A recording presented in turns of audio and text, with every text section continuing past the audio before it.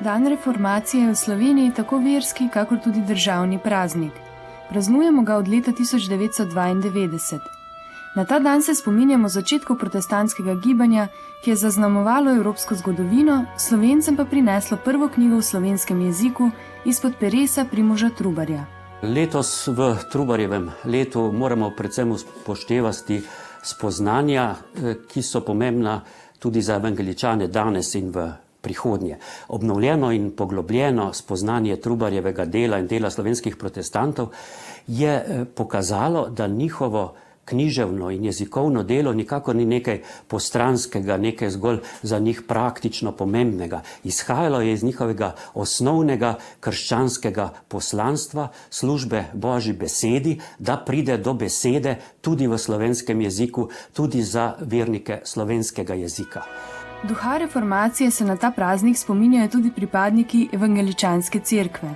Večina jih živi v Prekmurju, od koder prihaja tudi gospa Emilija.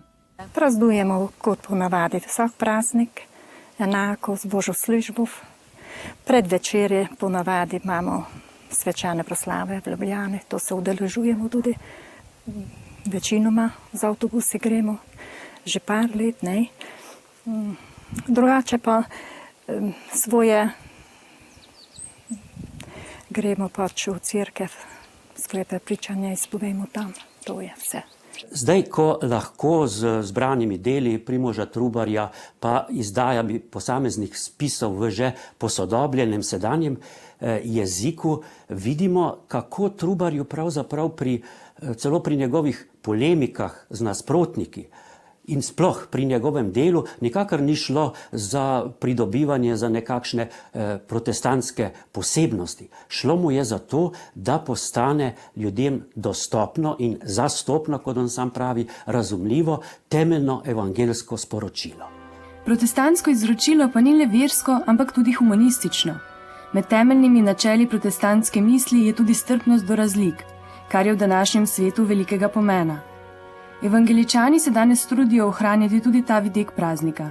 Evangeličani v velikem orkestru krščanskih cerkva ne morejo računati niti na to, da bodo zelo številni, niti na to, da so ali bodo zelo glasni. Na njih je, da na svoj inštrument, na svojo violino vztrajno igrajo osnovno temeljno temo, temeljno melodijo evangelija. To ni vedno lahko, ni bilo v preteklosti, ni danes, v hrupu, včasih blesku, včasih tudi pompu drugih inštrumentov, toda to je tisto, kar je predvsem pred njimi.